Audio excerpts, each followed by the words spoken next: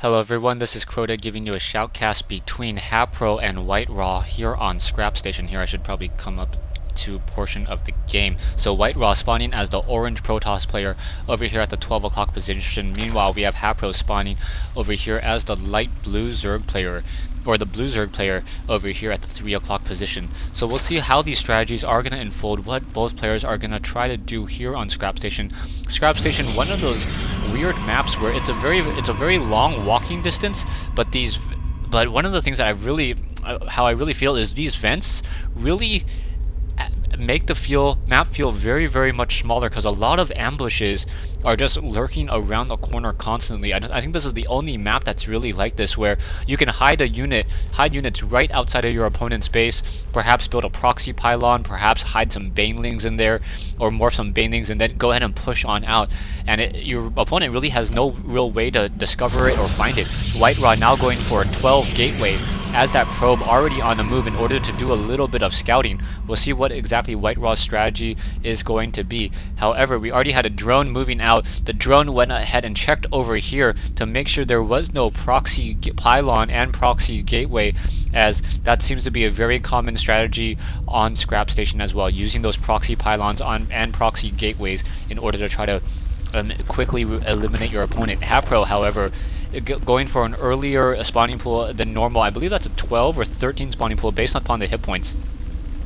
And that will allow him to get that queen up and running as well. In comes a probe. Probe gonna go ahead and come in around the side. Excuse me. And figure out what exactly the strategy is going to be. We already have a drone now moving out. The drone, however, is going to go ahead for a fast hatchery. So that drone going to go ahead and lay down this hatchery here for that economic advantage. And HayPro now ready to start pumping out those drones and trying to start producing additional units. However, WhiteRa now going for a cybernetics core. So with the cybernetics core second as opposed to a gateway second, and HayPro with this Overlord in the base knows that he could easily establish this expansion without any real opposition until later in the game.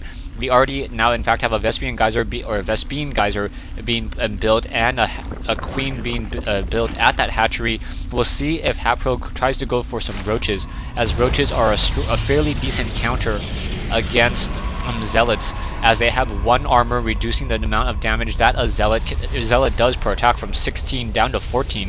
As it's a double-bladed attack. Also, it is ranged. It is a little bit of a range unit, so the Roach really gets that first hit, and with that 16 range damage, those Zealots will fall to focus fire much more easily. Queen now out for HayPro. HayPro building a second Queen in his base as well, so it doesn't look like he's going for any sort of Roach build that I can see. Perhaps he's going to go into two hatch into either Hydralisk or Mutalisk. We do in fact have the second hatchery already up and running, so we'll see if he transfers any drones or if he's just going to try to saturate it the old-fashioned way. Queen now making that long, slow trek across the creep, or across the ground, as there is no creep.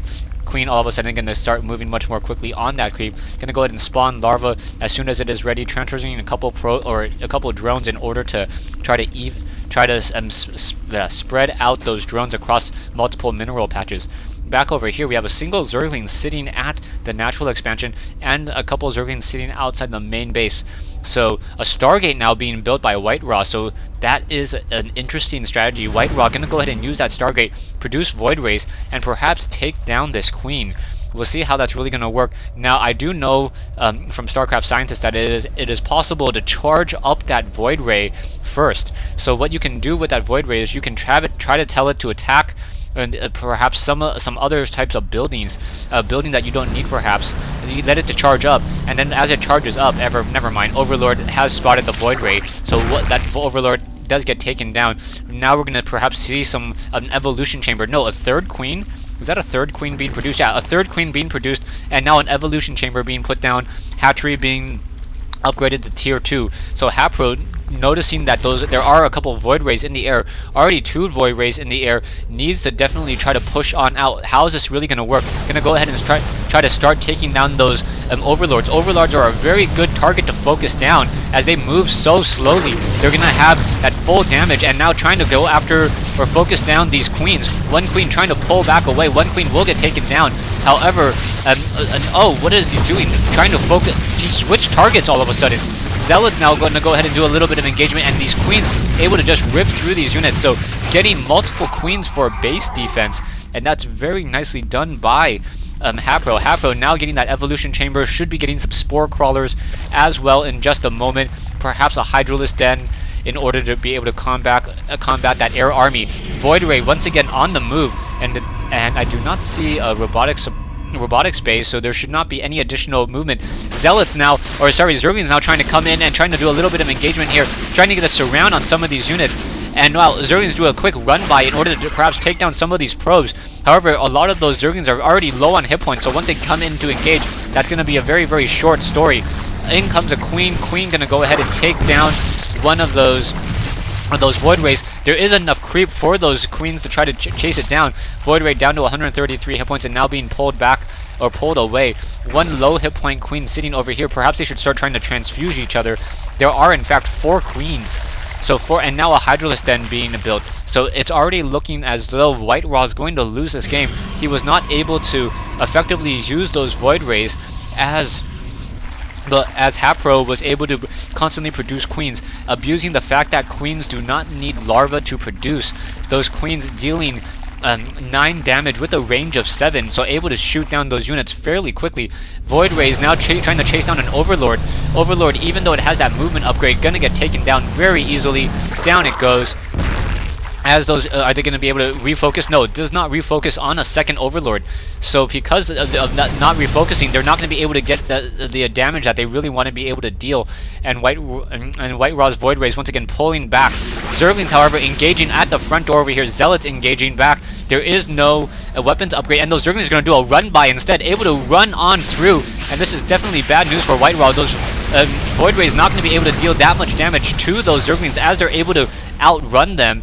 And then by that time, the focusing beam is pretty much down. So trying to zap down those units and still nothing really being dealt to damage those units.